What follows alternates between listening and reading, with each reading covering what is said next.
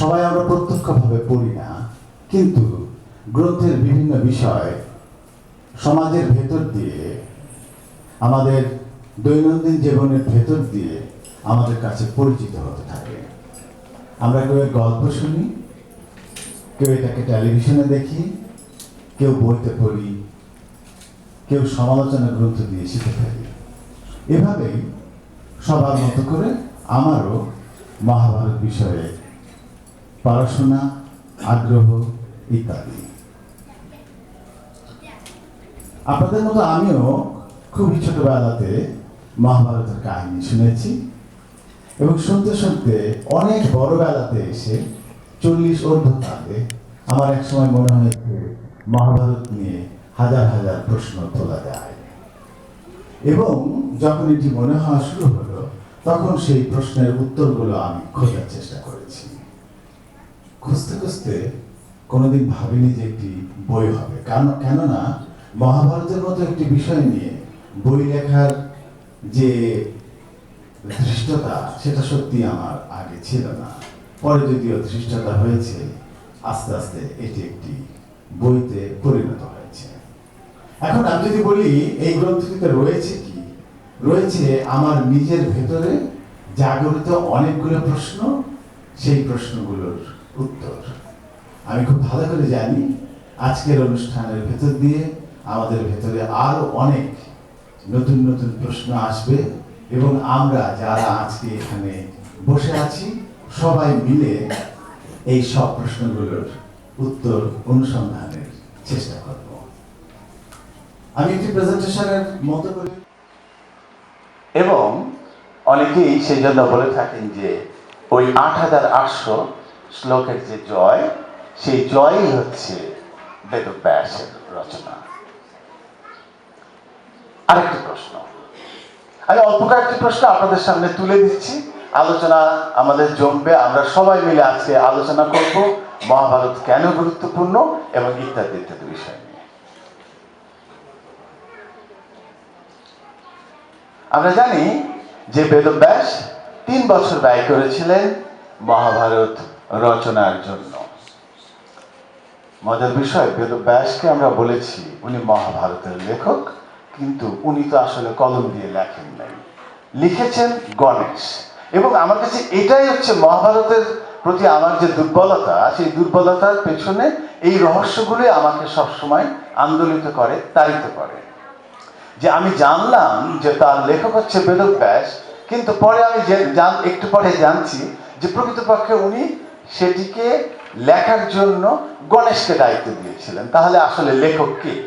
বেদব্যাসের মাথায় ছিল, গণেশ কলম দিয়ে লিখেছে। আচ্ছা, বেদব্যাসের কাছ থেকে বৈশম্পায়ন এবং জৈমিনী তারা মহাভারত শোনেন, এটি হচ্ছে বলা হয়েছে, এবং বারবারই করে আমরা এগুলো জানতে পেরেছি। বৈশম্পায়ন সেই কাহিনী বেদব্যাসের কাছ থেকে জেনে নিয়ে পরীক্ষিতের পুত্র যে জনমেজয়ের যজ্ঞে যে ওইখানে বলা হয়েছিল যে এই যজ্ঞ হচ্ছে ভালো জিনিস, তুমি সেখানে মহাভারতের কাহিনী পাঠ করো, উনি সেখানে শুনিয়েছিলেন। তাহলে আসলে কিন্তু আমি বেদব্যাসের কাছ থেকে শুনলাম না, আমি এটা প্রমাণ করার চেষ্টা করছি, বোঝানোর চেষ্টা করছি। পরীক্ষিত হচ্ছে কে? পরীক্ষিত হচ্ছে জনমেজয়ের বাবা হচ্ছে পরীক্ষিত হচ্ছে অর্জুনের ছেলে, অভিমন্যুর ছেলে। ইতিমধ্যে 4 জেনারেশন চলে গেছে, এবং সেখান থেকে বৈশম্পায়ন ওই যজ্ঞে উনি শোনালেন। সেখানে অনেকের মতো করে একজন বসেছিলেন, তার নাম হচ্ছে সৌতি সেই গল্প শুনলেন। শোনার পরে সৌতি ফিরে গেলেন সেই কি অরণ্য, সেই অরণ্যে ফিরে গেলেন। ফিরে যাওয়ার পরে সবাই তাকে জিজ্ঞেস করছে, বিশেষ করে নৈমিষারণ্যে ফিরে যাওয়ার পরে সবাই তাকে জিজ্ঞেস করছে, এতদিন আপনি কোথায় ছিলেন? বিশেষ করে সৌনিক জিজ্ঞেস করছে। তখন উনি বললেন, আমি তো অমুক যজ্ঞে ছিলাম, সেখান থেকে এরকম এরকম জিনিস শুনলাম। তখন উনি বললেন, আপনি শুনে এসেছেন, তাহলে আমাদেরকে এখন শোনান। তখন সৌনিক যেই শুনানি দেয় সেই শুনানি কিন্তু প্রকৃতপক্ষে আমরা এই 1 লক্ষ শ্লোকের ভেতরে পড়ছি। তাহলে দাঁড়াচ্ছে মহাভারত কে লিখলো, কে বললো, তা নিয়ে নতুন নতুন প্রশ্ন। এই যে রহস্য, এই যে মিস্ট্রি, আমি ব্যক্তিগতভাবে বিশ্বাস করি এই মিস্ট্রি যখনই একটি সাহিত্যে থাকে তখন সেই সাহিত্যটি উচ্চ মাত্রায় পৌঁছায়। যে সাহিত্য রহস্য তৈরি করতে পারে না, দোতনা তৈরি করতে পারে না হৃদয়ে, সে সাহিত্য কোনোদিন বড় সাহিত্য হয় না।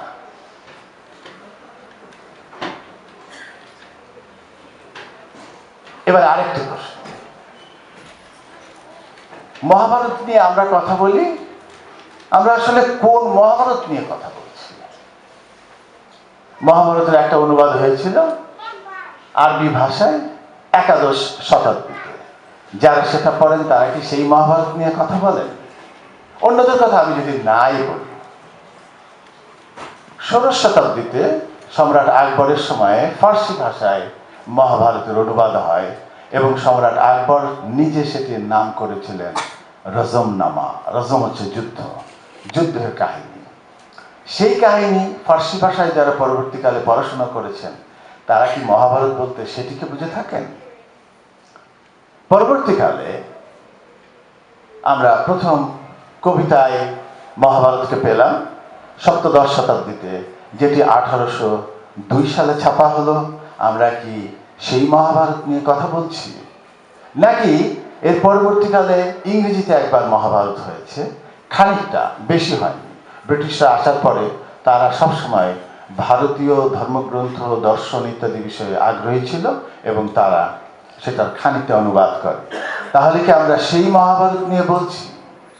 অথবা পরবর্তীকালে এসে কালীপ্রসন্ন সিংহ, যেটিকে আমরা প্রমাণ মহাভারত বলে থাকি, অনেক বড়, মোটা মোটা, এত মোটা 2টা ভলিউমে করা হয়েছে 19বিংশ শতাব্দীতে, যেটি 8 বছর ধরে করা হয়, যেটার সাথে যুক্ত ছিলেন ঈশ্বরচন্দ্র বিদ্যাসাগর মহাশয় নিজেও। আমরা কি সেই মহাভারতের কথা বলছি? এই প্রশ্নগুলো আমি এই জন্য তুলছি, মহাভারতের যে কোনো জিনিস নিয়ে কথা বলতে গেলে তাহলে কিন্তু আমাদেরকে মাথায় রাখতে হবে আমি কোন মহাভারতের প্রসঙ্গে এই প্রশ্নগুলো করছি। অথবা একেবারেই গত শতাব্দীতে, বিংশ শতাব্দীতে এসে অনেক বছর ধরে, 20-25 বছর ধরে কলকাতাতে হরিদাস সিদ্ধান্ত বাগীশ, যার প্রকৃত বাড়ি হচ্ছে আমাদের গোপালগঞ্জের কোটালীপাড়া, তার নেতৃত্বে একটি দল, তারা মহাভারতের একটি বিরাট সংস্করণ করে, প্রায় 20,000 পৃষ্ঠা। আমরা কি সেই মহাভারত নিয়ে কথা বলছি, নাকি এর ঠিক সমসাময়িক সময়ে রাজশেখর বসু মহাভারতের সারানুবাদ করেছিলেন, আমরা সেই মহাভারত নিয়ে বলছি? এই প্রশ্নগুলো এই জন্য যে মহাভারত নিয়ে বারবার যখন আমরা কথা বলতে থাকি সেই সময় বেরিয়ে আসতে থাকে মহাভারতের বিভিন্ন সংস্করণে অনেক ক্লু রয়ে গেছে, ইঙ্গিত রয়ে গেছে, যে ইঙ্গিতগুলো অনুসন্ধান করলে সম্ভবত আমরা আরো বেশি গভীরে পৌঁছতে পারবো। এবং আমি যখন মহাভারত পাঠ করতে গিয়ে, মহাভারত বিষয়ে গবেষণা করতে গিয়ে দেখেছি যে পশ্চিমা বিশ্ব মহাভারতের অনেক জটিল জটিল বিষয় নিয়ে নতুন নতুন বই লিখছে, তখন আমার মনে হয়েছে যে তাহলে নিশ্চয়ই আমি ব্যক্তিগতভাবে যদি মহাভারতকে অবজ্ঞা করি সেটি ভুল হবে। কেননা পশ্চিমা বিশ্ব যদি সেটিকে এত গুরুত্বের সাথে গবেষণার বিষয় মনে করে তাহলে আমাকেও নতুন করে ভেবে দেখতে হবে। নতুন প্রশ্ন, মহাভারত কি আসলে পুরাণ নাকি ইতিহাস?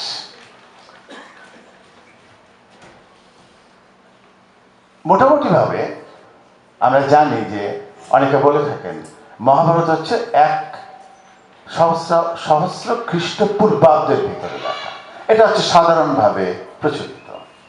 এখন একটি প্রশ্ন হচ্ছে, যদি ধরুন আমি বলি গৌতম বুদ্ধের সময় 6ষ্ঠ খ্রিস্টপূর্ব 6ষ্ঠ শতাব্দী, গৌতম বুদ্ধের জীবনের প্রতিটি দিনের ঘটনা যদি ইতিহাসের অংশ হয়, তাহলে মহাভারত যদি ওই সহস্রাব্দে রচিত হয়ে থাকে তাহলে সেটি কেন ইতিহাসের অংশ হবে না?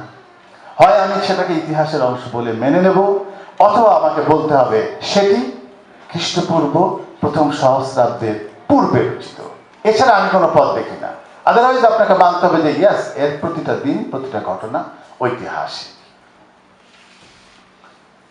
এবং যখন পশ্চিমা বিশ্ব, আমাদের ভারতবর্ষে ব্রিটিশরা গেল, তারা মহাভারতের উপরে অনেক আগ্রহ দেখিয়েছে, তাদের অনেক আগ্রহ আছে, কিন্তু তারা কোনো ক্রমেই এটিকে 1000 খ্রিস্টপূর্বের আগে নিয়ে যেতে রাজি না। আমরা জানি, আপনারা বুঝবেন, এই রাজি না হওয়ার পেছনে একটি গুরুত্বপূর্ণ কারণ হচ্ছে, তাহলে সব খুব বেশি করে প্রমাণিত হয়ে যায় যে ভারতবর্ষের এই জিনিসগুলো পৃথিবীর আদি সভ্যতার নিদর্শন হয়ে যায়। তাদের যে কৃতিত্ব, পশ্চিমা বিশ্বের কৃতিত্ব, সেই কৃতিত্ব তাদের কাছে আর খুব বেশি থাকে না। এবং সেই কথাটা আমি পরের কথাতে বলেছি, এবং এর ভেতর দিয়ে প্রমাণিত হয়ে যায় যে ভারতীয় সভ্যতায় যে জিনিসগুলো হয়েছিল, যে গ্রন্থ হয়েছিল, সেগুলো যে অনেক বেশি উন্নত পর্যায়ের ছিল, উঁচু মানের ছিল, সেটি প্রমাণিত হবে বলেই আমার আশঙ্কা যে ওয়েস্টার্ন ফিলসফার্স তারা, যদি আমরা দেখি যে আসলে মহাভারত সম্পর্কে বলা হয়েছে যে মহাভারতে 60 লক্ষ শ্লোকে রচিত হয়েছিল, গ্রন্থের ভেতরে এটি বলা আছে। আমরা যে মহাভারত এখন দেখে থাকি সেটি 60 লক্ষ নয়, সেটা আমরা জানি। এবং মহাভারতের ভেতরে যখন এই বিষয়টি বলা হয়, তখন স্বাভাবিকভাবে আমাদের মধ্যে মনে হয় যে যেহেতু এটি একটি পৌরাণিক বিষয়, সুতরাং এরকম একটি গাঁজাখুরি বিষয় থাকাটাই স্বাভাবিক। কিন্তু আমি ব্যক্তিগতভাবে মনে করি সম্ভবত যিনি এটি রচনা করেছিলেন তিনি 60 লক্ষ শ্লোকেরই একটি খসড়া তৈরি করেছিলেন, যেখান থেকে ক্রমে ক্রমে তিনি নির্বাচন করে প্রকৃতপক্ষে 1 লক্ষ শ্লোকে উপনীত হয়েছিলেন। এটার সাথে যদি আমি একটু কানেক্ট করতে চাই, কেন আমার এরকম মনে হয়, ধরুন যারা হরিবংশ পড়েছেন, হরিবংশ কিন্তু আরেকটি 1 লক্ষ শ্লোকের বই, যেটিতে মহাভারতের প্রধান চরিত্র কৃষ্ণ, তার মহাভারত কুরুক্ষেত্র যুদ্ধ পরবর্তীকালে যে বিষয় সেটি বর্ণিত হয়েছে। তাহলে হরিবংশ কিন্তু অন্য অর্থে মহাভারতেরই অংশ। আবার যদি ভাগবতমের কথা বলি, যেখানে কৃষ্ণের অন্য জীবনের কথা বলা হয়েছে, রাজনীতিক কৃষ্ণ নয়, যোদ্ধা কৃষ্ণ নয়, অন্য কৃষ্ণ, সেই কৃষ্ণের কথার জন্য কিন্তু আরো এরকম শ্লোক আছে। এবং আমি বিস্ময়ের সাথে একদিন লক্ষ্য করেছি যে বর্তমান সময়ের সেকেন্ড লেফটেন্যান্ট, আমরা যদি ভারতবর্ষীয় অঞ্চলে সেনাবাহিনীর যে কাঠামো, ভেতরের কাঠামো, ইউনিট থেকে যে আস্তে আস্তে বড় হয়ে ওঠে, এই কাঠামোর ভেতরটাকে যদি আমরা, ধাপগুলোকে যদি আমরা পর্যালোচনা করি, তাহলে আমরা দেখতে পাবো যে এটি মহাভারতের ভেতরে অক্ষৌহিনীর ভিতরে যেভাবে বলা আছে হুবহু তাই। এবং সেটা আমি প্রমাণ করার চেষ্টা করেছি যে এক অক্ষৌহিনী হলে সে হয় লেফটেন্যান্ট জেনারেল, তার নিচে major general, brigadier general, colonel, lieutenant colonel, major, captain, lieutenant, second lieutenant. এবং সেখান থেকে এক অক্ষৌহিনীর হিসেব অনুযায়ী তাতে দাঁড়ায়, এতে 1,09,350 পদাতিক থাকে। এবং সব মিলিয়ে, যেহেতু রথ চালায় একজন, হাতি চালায় একজন, ঘোড়া চালায় একজন, সব মিলিয়ে তাতে দাঁড়ায় 2,18,700 মোট থাকে। এবং এরকম 18 অক্ষৌহিনী সৈন্য নিয়ে মহাভারতের কুরুক্ষেত্র যুদ্ধ হয়েছিল। এবার এটা হচ্ছে আমার একটা বিষয়। হঠাৎ করে আমি একদিন খেয়াল করলাম যে কুরুক্ষেত্রের যুদ্ধ হয়েছে 18 দিন, ভালো কথা। মহাভারতের ভেতরে পর্ব রয়েছে 18টি, ভালো কথা। মহাভারতের ভেতরে যে গীতা আছে, গীতাতে অধ্যায় রয়েছে 18টি। কেন এত 18 কেন, কি মানে আমার তখন মনে হওয়া শুরু হলো, নিশ্চয়ই এর ভেতরে যিনি রচনা করেন, আমরা জানি আদিকালে যখন যে কোনো ধর্মগ্রন্থ হতো, এগুলো হচ্ছে এক ধরনের কায়দা। এটি যখন লেখক তৈরি করতে থাকেন, তখন আসলে আমাদের মতো সাধারণ মানুষরা আমরা সেই রচনাকারের ব্যাপারে অধিক বেশি আগ্রহ হয়ে উঠি। এবং এই 18 পর্ব, 18 অক্ষৌহিনী সৈন্য, 18 দিন ব্যাপী যুদ্ধ হয়েছে। এবং ভগবত গীতার ভেতরেও কিন্তু 18টা চ্যাপ্টার আছে। এই বিষয়গুলো যখন আমি আমার ভিতরে অনেক বেশি নতুন নতুন কথা তৈরি করতে থাকলো, তখন আমি দেখলাম আরে এক অক্ষৌহিনী সৈন্যতে তিনি হিসেব দিয়েছেন 1,09,350, 1935 যোগ করলে 18 হয়ে যায়। এটি কিন্তু খুব ভালো কায়দা। আমরা যখনই, আপনারা নিশ্চয়ই দেখেছেন, যখনই আমরা কাউকে কনভিন্স করতে চাই তখন আসলে এরকম কিছু কৌশল প্রয়োগ করলে শ্রোতা দর্শক অনেক দ্রুত কনভিন্সড হয়ে যায়। এবং বেদব্যাস খুব ভালো একজন এনচ্যান্টার ছিলেন, এটা বোঝা যায়। তাতে ঘোড়া ছিল 65,610, যোগ করলে 18 হয়ে যায়। এবং আমি এরকম করে এতগুলো যোগ এবং আরো বেশি আমার বইয়ের ভেতরে রয়েছে, আমি যোগ করে করে দেখেছি, আরে অদ্ভুত সংখ্যা তিনি বানিয়েছেন, প্রতিটায় যোগ করলে 18 হতে থাকে। এগুলো হচ্ছে আমার বিশ্বাস বিষয়, আমি আমার বইয়ে দিয়েছি, আপনাদের সামনে একটুখানি করে আলোচনা করছি। এরপরে আসছি গীতার প্রসঙ্গে। আমি খুব ছোটতে নিয়ে গিয়েছি, প্রেজেন্টেশনটা অনেক বড় ছিল, আজকে আসলে আমি নিজে শুনতে এসেছি অন্যদের কাছ থেকে, তাই এবার বলি গীতা। আজকে আসলে আমি এখানে লিখেছি যে মহাভারতের আরো অনেকগুলো গীতার স্পিকার হিসেবে আমরা দেখেছি। কোনোটাতে বেদব্যাস নিজেই গীতা বলছেন, কোনোটাতে বেদব্যাসের বাবা নিজেই পরাশর, উনি নিজে বলেছেন, এরকম করে আর কি। আমি আজকে এই প্রেজেন্টেশনের ভেতর দিয়ে অনেকগুলো প্রশ্ন তোলার চেষ্টা করেছি। এই প্রশ্নের কিছু প্রশ্ন যা আমি উত্তর জানি তা আমার বইয়ে দেওয়ার চেষ্টা করেছি। এরপরে আরো নতুন নতুন প্রশ্ন আসবে, আমরা সবাই মিলে সেই প্রশ্নের সমাধান করব, এই প্রত্যাশা নিয়ে আজকের এই অনুষ্ঠান। আজকাল কর্তৃপক্ষ এই অনুষ্ঠানের আয়োজন করেছেন, সেজন্য তাদের প্রতি ধন্যবাদ এবং কৃতজ্ঞতা। আপনারা এসেছেন, আপনাদের সকলকে আবারও অভিবাদন, ধন্যবাদ।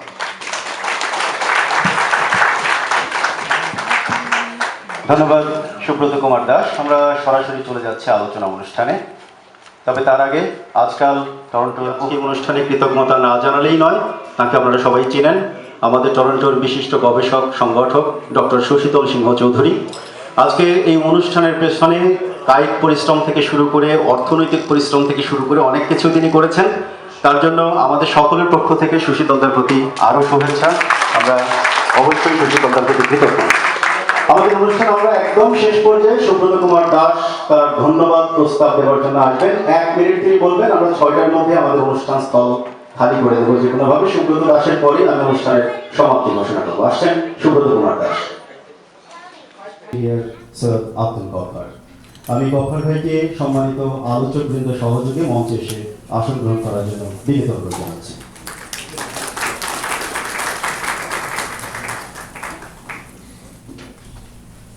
শুরুতেই বলেছিলাম আজকে আমাদের এই আলোচনা অনুষ্ঠানটি সম্পূর্ণ উন্মুক্ত, যে কেউ যে কোনো ধরনের প্রশ্ন রাখতে পারবে এবং সেই প্রশ্নের উত্তর যে কেউ যে কোনো জায়গা থেকে দিতে পারবেন। আমরা আজকের অনুষ্ঠানকে আরও বেশি হৃদয়গ্রাহী, আরও বেশি আকর্ষণীয় করার জন্য আমাদের টরন্টোর সুপরিচিত রবীন্দ্রসঙ্গীত শিল্পী ফারহানা শান্তাকে আমন্ত্রণ জানিয়েছি। অনুষ্ঠানের ফাঁকে ফাঁকে আমরা তার কাছ থেকে গান শুনবো। আপনারা জানেন রবীন্দ্রনাথের অসংখ্য লেখনীতে মহাভারতের চিন্তা, চেতনা, ধর্মীয় বোধ, দর্শন উচ্চকিত। আজকে রবীন্দ্রনাথের পুজো পর্যায়ের গানগুলো থেকে ফারহানা শান্তা আমাদের সামনে কিছু পরিবেশন করবেন।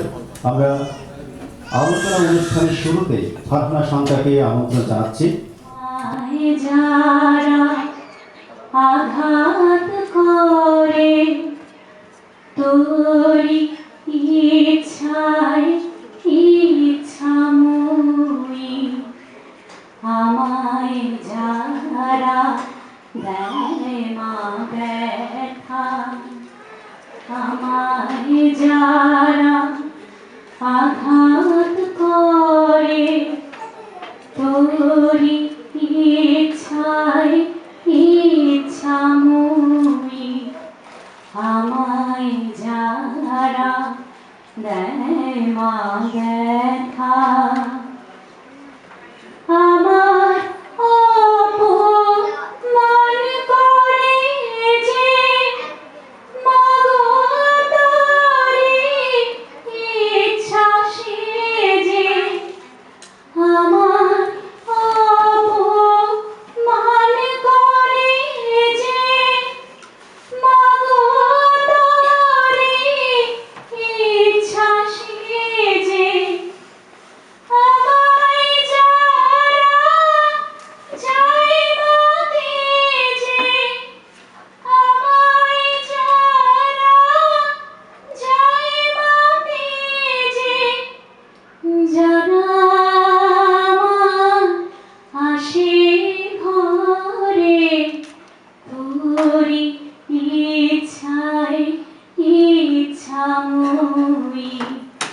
আমায় যারা দেয় মা ব্যথা,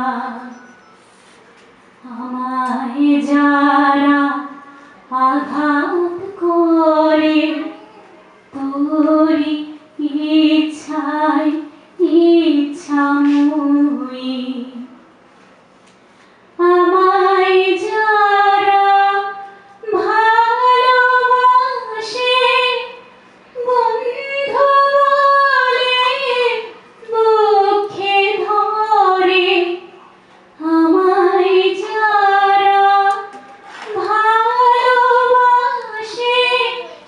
বন্ধু বলে বুকে ধরে, আমায় যারা যায় বাতে যে, আমায় যারা যায় বাতে যে, যারা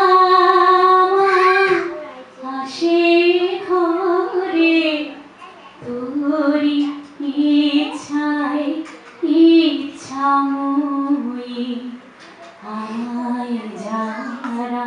এই বইটা যখন পড়ছিলাম, একবার, দুইবার এবং বহুবার যখন পড়ছিলাম, তখন আমার মনে হচ্ছিল এই গ্রন্থের লেখক শ্রী সুব্রত কুমার দাস কতদিন গবেষণা করেছে। সেটা ভাবতে গিয়ে আবার এই বইটার কাছে ফিরে যায়। বইয়ের পরিশিষ্টাংশে উনি অনেকগুলো লেখকের নাম সংযুক্ত করেছেন এবং তাদের লেখা বইটি সহ। সেটাও আবার বেশ কয়েক পৃষ্ঠা, সংখ্যায় অনেক। অর্থাৎ এত মানুষের বই গবেষণা করে, এটা শুধু বাংলা ভাষায় লেখা বইগুলোর কথা বলছি, বিদেশি ভাষা ইংরেজি, ফার্সি, অন্যান্য ভাষা যেগুলো আছে সেগুলো বাদ দিয়ে দিলাম।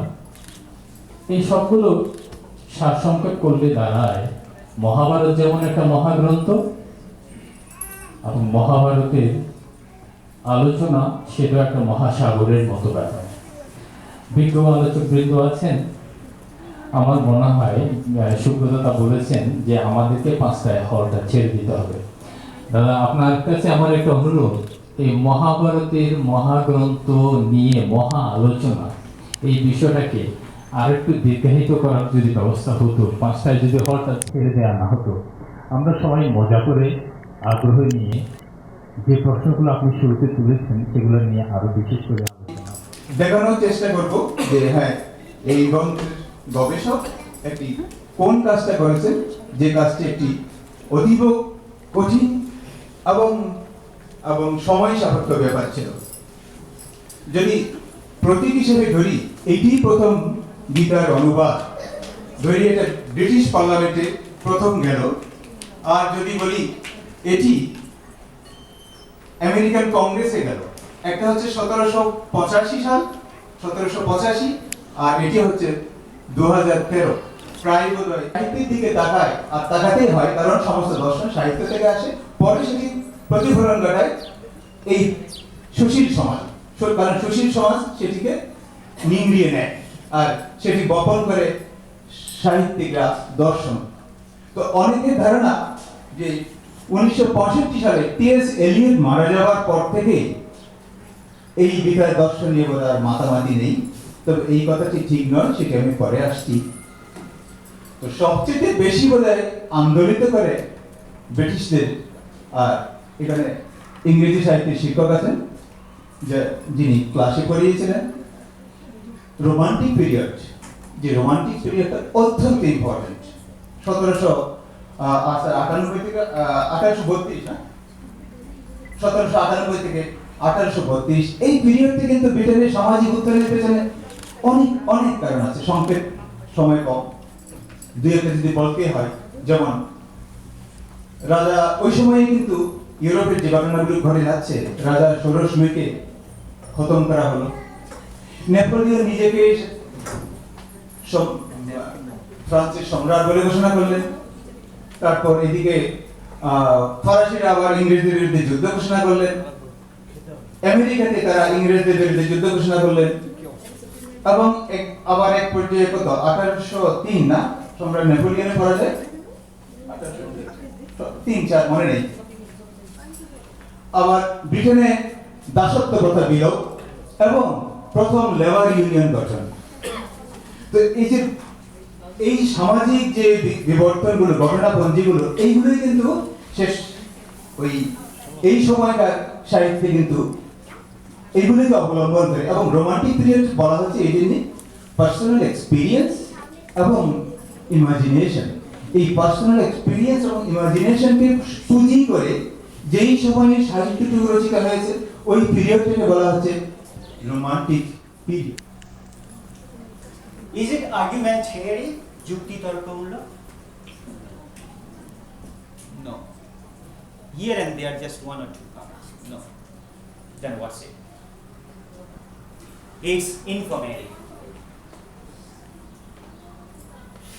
এখানে information আছে। Today's world is the world of information superhighway. এবং সুব্রতবাবু নিজেও স্বীকার করেছেন যে এগুলো উনি অনলাইন রিসার্চ করেছেন, লাইব্রেরি রিসার্চ করে না করলেও অনলাইন রিসার্চ এখন সাফিসিয়েন্ট, এবং তিনি ওখান থেকে সময়, পরিশ্রম, নিষ্ঠা, একাগ্রতা সবগুলো দিয়ে উনি এটা করেছেন এবং এগুলো তৈরি করবেন। এইটা আমি বলবো ইজ এ ওয়ান্ডারফুল দলিল for types of things. One group হচ্ছে সাধারণ পাঠক, আমাদের মতো যারা মহাভারত সম্পর্কে জানতে চায় তারা যথেষ্ট উপকৃত হবে জানতে। দ্বিতীয়ত, those who are researching, যারা মহাভারতের উপর গবেষণা করবে, ফার্দার স্টাডি করবে, অনেক নতুন তথ্য আবিষ্কার করবে, প্রতিষ্ঠিত সত্যকে তারা সমালোচনা করে নতুন যুক্তি উপস্থাপন করবে, তাদের জন্য। তবে এখানে একটা কথা আছে, তাদের জন্য যদি উপকারী করা হতো শেষে একটা বিবলিওগ্রাফি বা গ্রন্থপঞ্জি দেওয়া উচিত ছিল, যেটা এখানে নেই। এখানে আছে কতগুলি লিস্ট অফ বুকস, বা সেখানে দিয়ে কিন্তু যারা রিসার্চার তারা এটা ফলো করতে পারবে, তাদেরকে এটা প্রকাশনা, প্রকাশক এই বিষয়টা সেটা নেক্সট টাইম করলে ভালো। This book is very important. Why? Because ধর্ম এবং ধর্মভাব এই দুটোকে আমি আলাদা করে সব। ধর্ম হচ্ছে রিলিজিয়ন, রিলিজিয়াসিটি, ডুজ অ্যান্ড ডোন্টস, একটা লিস্ট আছে ধর্ম। আমাদেরকে একটা বৃত্ত তৈরি করে দেয়, বৃত্ত তৈরি করে এবং একই সাথে আমরা বলি যে ধর্ম ইউনিফাই করে মানুষকে, এই দুটোর সাথে যায়। যা একটা বৃত্ত তৈরি করে, বৃত্তের বাইরের লোককে আপন হতে পারে না, ধর্মের একটা কাজ। এবং ধর্ম এবং একই সাথে ধর্ম উন্নত তৈরি করে। ধর্ম ভাবটা কিন্তু আলাদা, spiritual. We live in a spiritual world. আমাদের সব মানুষেরই কোনো না কোনো সময় এই প্রশ্নগুলো আসে যে কেন পৃথিবীতে আমরা আসি, এরপরে কি হবে, কোথায় যাবো, তারপরে মানুষের জীবনের অর্থ কি, আমি কি অন্যকে ভালোবাসবো নাকি হেট করবো, এই প্রশ্নগুলো আসে। এই প্রশ্নগুলো নিয়ে যখন মানুষ গভীরভাবে ভাবে, একটা ভাব তৈরি হয়। এই ভাব ওই বৃত্ত ভেঙে তাকে বাইরে যেতে সাথে, ভারতবর্ষ থেকে ভারতের জীবন যেতে সাথে। এই ভাব নিয়ে এপিক গ্রন্থগুলো এই ভাবকে এমবেড করে। মহাভারতের একটি গুরুত্বপূর্ণ মহাভারতের একটা সার্ফেস মিনিং আছে, এটা নিয়ে আমি কথা বলছি। সার্ফেস মিনিং থাকে সব ধর্মে, এটা এসোটেরিক মিনিং আছে, সেটা হচ্ছে অন্তর্নিহিত তাৎপর্য, যে মানুষকে এই ভাবের ভিতরে নিয়ে আসা, এই বৃত্ত থেকে বেরিয়ে সব মানুষকে আপন করে ফেলা। আসলে প্রকৃতির দিকে তাকালে আমরা একটা প্রাণীর প্রবাহ দেখি, ওটা দেখি না, ওটা অদৃশ্য। এই দৃশ্য থেকে অদৃশ্যে যাওয়া। কারণ প্রায় সব কথাই সবাই বলে ফেলেছে। আবার সুব্রত এবং অন্যরা আমাকে এত যত্ন করে নিয়ে এসেছে, কিছু না বললে তাদের প্রতি একটা অবিচার করা হয়ে যায়। আমি দুটোর মাঝামাঝি থাকার চেষ্টা করব এবং যে কথাগুলি এতক্ষণ ধরে হয়েছে আমি চেষ্টা করব সেগুলির পুনরাবৃত্তি না করতে। প্রথমে আমি বলে নিই, আমি মহাভারতের উপর কোনো বিশেষজ্ঞ না। মহাভারত সম্পর্কে আলোচনা করার জন্য যেরকম একটা বিশেষ জ্ঞান প্রয়োজন সেরকম আমার নাই। সুব্রতর মতো আমারও অনেক প্রশ্ন আছে মহাভারত সম্পর্কে। সুব্রত তার বই শুরুতে বলেছে যে এটা একই সঙ্গে ধর্ম, ইতিহাস, দর্শন, সাহিত্য এবং ভিতরে বলেছে রাষ্ট্রবিজ্ঞান, এই যুদ্ধ সম্পর্কে আলোচনা, অনেক কিছু। অর্থাৎ আমরা ধরে নিচ্ছি যে মহাভারত একটা বহুমাত্রিক বিবেচনার বিষয় এবং আমরা যদি আসলে এই বহুমাত্রাটা ঠিক রাখতে না পারি, তাহলে আমার মনে হয় যে আমরা অনেকগুলি হিসাবে ভুল করব। কিন্তু হিসাবে ভুল করার আরো সমস্যা রয়েছে, সেটি হচ্ছে মহাভারতের একটা বড় অংশ হচ্ছে ধর্মগ্রন্থ। ধর্ম হচ্ছে বিশ্বাসের ব্যাপার। ধর্ম নিয়ে তর্ক কতটা করা যায় আমি খুব নিশ্চিত না। ধর্ম নিয়ে তর্ক করে অনেকে মাথা হারিয়েছে, এরকম ঘটনা সারা পৃথিবী জুড়ে চলছে। সুতরাং ধর্ম যদি বলি যে এটা ধর্মগ্রন্থ, তাহলে এই নিয়ে কোনো প্রশ্ন সেই অর্থে তোলা যায় না।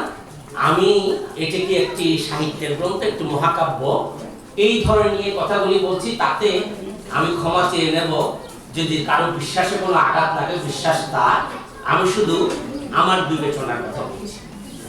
প্রথম যে প্রসঙ্গটি আমাদের এখানে অনেকেই তুলেছেন, সেটি হচ্ছে মহাভারত কে লিখেছেন, এবং সেই প্রসঙ্গে সুব্রত সহ আমরা সকলে বলছি যে খরচা করা হয়েছে, এ লিখেছেন, ও লিখেছেন। এই কথাগুলির একটা বড় সমস্যা আছে। বড় সমস্যাটা হচ্ছে যে আমরা যে জ্ঞান থেকে এই কথাগুলি বলছি আর মহাভারত রচনার যে কাল বলছি, এই দুটো অত্যন্ত দূরবর্তী। খরচা করা হয়েছে, কোথায় খরচা করা হয়েছে? কাগজে খরচা করা হয়েছে। তখন কি কাগজ ছিল? সুতরাং কোথায় খরচা করা হলো? কে খরচা করলেন? খরচা করে কে রাখলেন? সুতরাং আমাদের এখনকার ধারণা নিয়ে যদি আমরা সেই প্রাচীন যুগকে মাপতে চাই, তাই এটা আমরা ঠিক মতো মাপতে পারবো না। এটা হচ্ছে প্রথম কথা।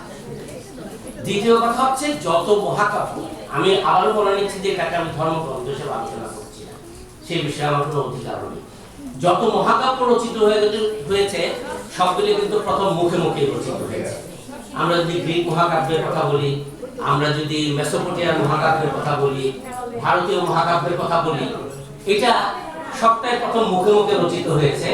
এবং এটি খুবই বিশ্বাসযোগ্য না যে একজন মানুষ এটা রচনা করেছে, কারণ তখনকার দিনে মানুষ সাহিত্য রচনা করত প্রয়োজনের তাগিদে, বিলাসের জন্য না।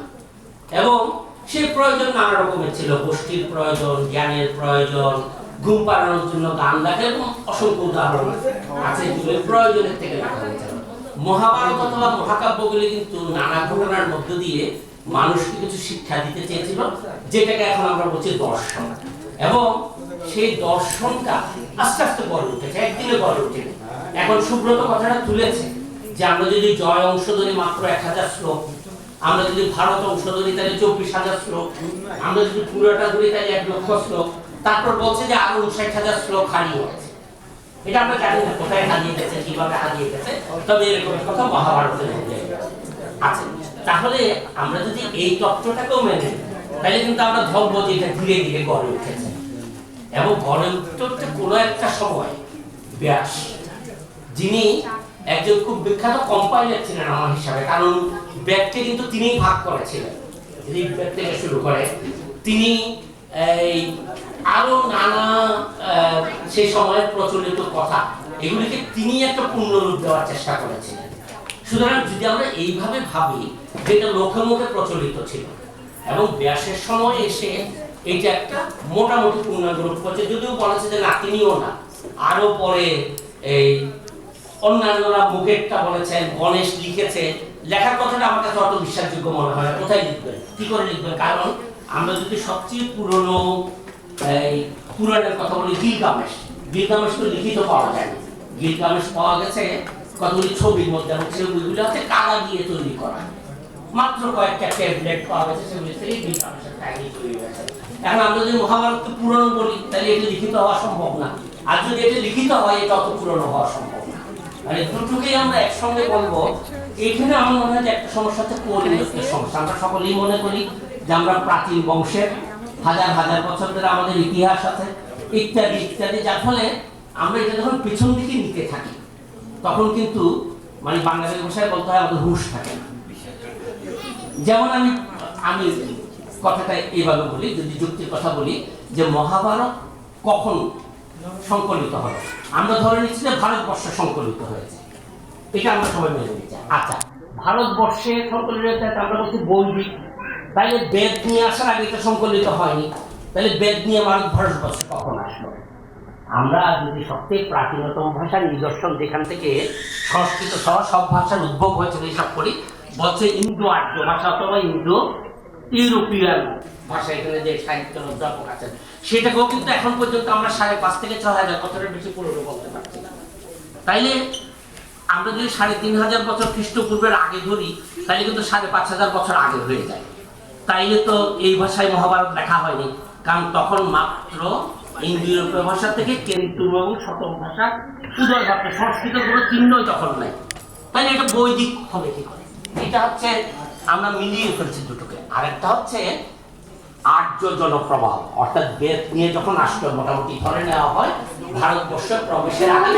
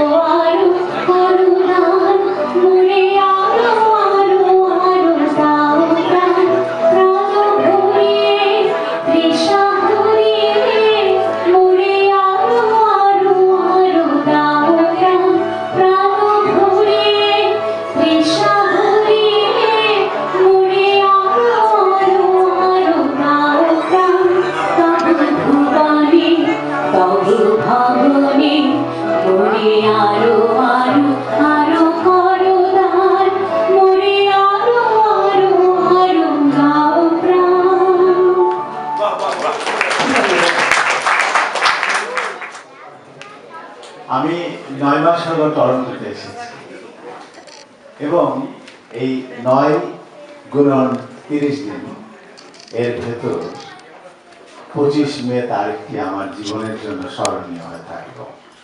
আপনারা এসেছেন, আলোচনা করেছেন, এই আনন্দ প্রকাশের ভাষা আমার নেই। আমি সত্যি কৃতজ্ঞ। আমি বুঝতে পারি আমাকে শিখতে হবে। আমার বয়স যদি 80 হয় একদিন, তখনও আমার শেখার শেষ হবে না, এটা আমি বুঝি। দুটো প্রশ্ন উত্তর একটু বলি। চয়নদা বলেছিলেন ভেতরের একটি লেখাতে আমি ওটি আমার বাবাকে উৎসর্গ করেছি। কথা কি ঠিক? ওই লেখাটি সেটি ছিল মহাভারত বিষয়ক একটি গ্রন্থ, মহাভারত মঞ্জুরি নিয়ে আলোচনা। এবং সেই আলোচনাটি প্রকৃতপক্ষে আমার, যেহেতু এই গ্রন্থটি 100 বছরের পুরনো বই, আমার বাবার মাধ্যমে পেয়েছিলাম, সেই জন্য বাবাকে উৎসর্গ করেছিলাম। ওই প্রবন্ধ সহকারে সবকটি প্রবন্ধ মিলে যে গ্রন্থটি, সেটি টরন্টোতে আমার, আপনারা যে বন্ধু আছেন তাদেরকে উৎসর্গ করা। আমার ধারণা আমি অন্যায় করি। আর যাওয়ার আগে সুজিত দত্ত মহাশয় একটি প্রশ্ন করেছেন, সংখ্যা তত্ত্বে 1-1-1-এর কোনো রহস্য আছে কিনা। রহস্যটা আসলে ছিল না, উনি বলার সাথে সাথে রহস্যটা তৈরি হয়েছে। সেটি হচ্ছে আমার এই মহাভারত আমি লিখেছি, যদিও আমার মহাভারত মানে হচ্ছে আমি যেভাবে দেখি মহাভারত আমার, তা কিন্তু হয় না। এখন সমালোচকেরা বলছেন আমি নতুন করে ভবিষ্যতে ভাববো, কারণ আমার মহাভারত, আমার রবীন্দ্রনাথ, আমার নজরুল এরকম হতে পারে বলে আমি জানতাম। এখন থেকে নতুন করে ভাবতে হবে। আমি মহাভারত লিখেছি। আমার মহাভারত বিষয়ক বই নিয়ে আমার স্ত্রীর উৎসাহের শেষ নেই। এবং আমাদের দুজনের সাথে আমাদের একটি মাত্র মেয়ে ব্রতী, তার মহাভারত এবং বই নিয়ে উৎসাহ আছে। এই 1-1 মিলে হচ্ছে আমাদের মহাভারত। আপনাদের সকলকে ধন্যবাদ, ভালো থাকবেন, কৃতজ্ঞতা।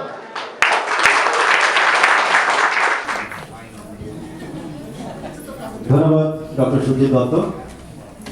অত্যন্ত বস্তুনিষ্ঠ বিষয়গুলোর উপর উনি আলোকপাত করেছেন এবং বলা যায় যে আমাদের আলোচনা অনুষ্ঠান যথেষ্টভাবে উপভোগ্য হয়ে উঠেছে। যদিও আমি পেছন দিকে কয়েকজনকে দেখতে